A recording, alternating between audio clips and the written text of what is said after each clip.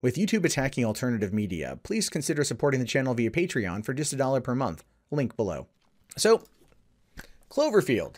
I've talked a lot about Cloverfield recently to the point of where it is super hard making thumbnails talking about Cloverfield because they don't put out any kind of marketing material that even remotely resembles the type of thing that I'm talking about. So that's a challenge. One that I gladly accept because I like talking about Cloverfield, but still, I just want to put that complaint out there. So what we've got here is a lot of information about there's been some, maybe not a lot, but some of information coming out recently surrounding the future of Cloverfield and what to expect. We know that Cloverfield Paradox just dropped a week ago after the Super Bowl, and the movie got a lot of mixed reviews. I liked it. It had its problems, but I liked it. And now we're hearing more about Overlord, which comes out later on this year, which will probably be renamed something with Cloverfield in the title. And now we're hearing about this possible Cloverfield crossover film. And this is where I feel kind of all roads are converging to one point, right? I kind of feel like the anthology nature of the Cloverfield movies have always kind of been converging somewhere. And that honestly is the area they should go. That is a direction they should have gone. I have a feeling that this whole Netflix deal is one that J.J. Abrams is using to his advantage. He knows Netflix will pay out for these kind of movies because they're popular enough. And if they have more time to work on them and not be maybe bogged down by any kind of situation from, any kind of, I guess you could say, interference from the studio. I do feel like there's a lot of notes from producers. Then they can tell the stories they want to tell, even if they are taking other films and other genres and then later on adapting them to this particular narrative. So it says here that just this past weekend, we were hit with the surprise Netflix release of the third film. And while the Cloverfield Paradox may not be the shining example of the sturdy sci-fi series, a misstep, however slight, is inevitable. We say no harm, no foul. And I actually completely agree with Dread Central here. You know what? The movie was good enough in its own right, then I still liked it and I'll gladly watch it again. But what's in store for the future of the Cloverfield universe, other than, the upcoming Cloverfield 4, aka Overlord? Well, producer extraordinaire J.J. Abrams recently held a Facebook Live Q&A and answered just that. Below is his response to the possibility of a Cloverfield crossover film, saying, "We've talked about versions of things. Like when we did 10 Cloverfield Lane, we were thinking Michelle, the character Mary Elizabeth Winstead plays, is such a sort of weird origin story for this kind of incredibly, I think, awesome heroine. The idea of following her story is really cool. And then at one point, we're like, it'd be really cool? What if they cross paths with Gugu, the character Ava from Cloverfield Paradox? You start to think of what ifs. And I think the bigger idea that we've had is about where this thing goes hasn't necessarily been those ideas, but they're kind of been fun theoretical offshoots. Well, it's entirely possible that this could be a reality because having these characters appear together could make sense.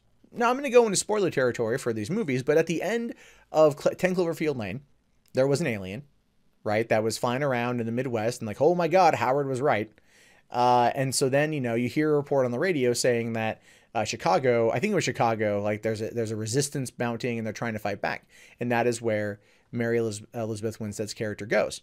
And then at the end of Cloverfield Paradox, they descend from the Cloverfield station in an escape shuttle off the coast of Delaware. Now, we know that at this point, Cloverfield is entirely fully formed. So what if Cloverfield station, happened around, I don't know. I mean, there's going to be, okay. So I want to say like they'd happen at the same time, but the timelines of the events are 2008, 2016, 2018. And then ultimately, I think Cloverfield Paradox is sitting around 2028. If you look at what the ARG for that was trying to say, that it takes place in 2028. So if you're going, again, 12 years between 10 Cloverfield Lane and this, it's, are aliens going to be there the entire time? I don't quite know how it's going to cross over.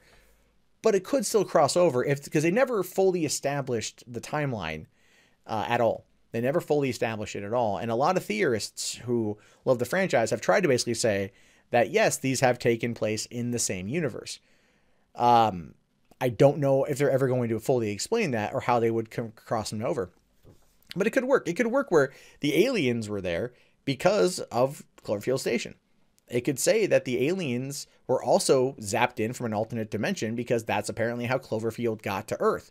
But we don't know from which dimension they came, and that could be part of what they're learning in terms of the Cloverfield 4, right? Because the idea behind Cloverfield 4 Overlord is that it takes place during World War II, where they're fighting some kind of supernatural force brought about by the Nazis. And we know that Hitler was super into the occult, and what if what they did was find a way to open a portal, so to speak, to another dimension or another multiverse and bring over something from that. And that is ultimately what brought the aliens over, or what, that could be maybe the same dimension they pulled from inside of that. And it's a crazy speculative theory with literally nothing to go on. I'm saying if I were, if I was writing this story, that is how I would frame it. But then again, how would you make the connection between, oh, here's a book about supernatural occult stuff, spells and rituals to go to a different dimension in the 1940s, and then in 2028, hey, by the way, we use science to launch this to do this Hadron Collider situation, and then ended up going to a different universe, so to speak. So it's kind of like, how would that, how would you connect it from point A to point B? And every time I talk about Cloverfield, I'm just going to probably end up bringing this up, but I love the franchise, but Cloverfield Paradox showed us that the continuity has to be there. And while the movie, I liked it, and I liked how it connected, it didn't do enough to continue, to really kind of sink it in. And I think they know that. As I talked about the other day, episode 9 essentially kind of took over for what they were trying to do. And that's that. So I'm hoping we get something better out of it. But at the same time, like, I'm not going to lie, they could sit there and put a Cloverfield XXX parody, and I would probably watch it because I'd really want to know where the ARG was leading into the release, and I'm that kind of nerd, and probably also that kind of pervert.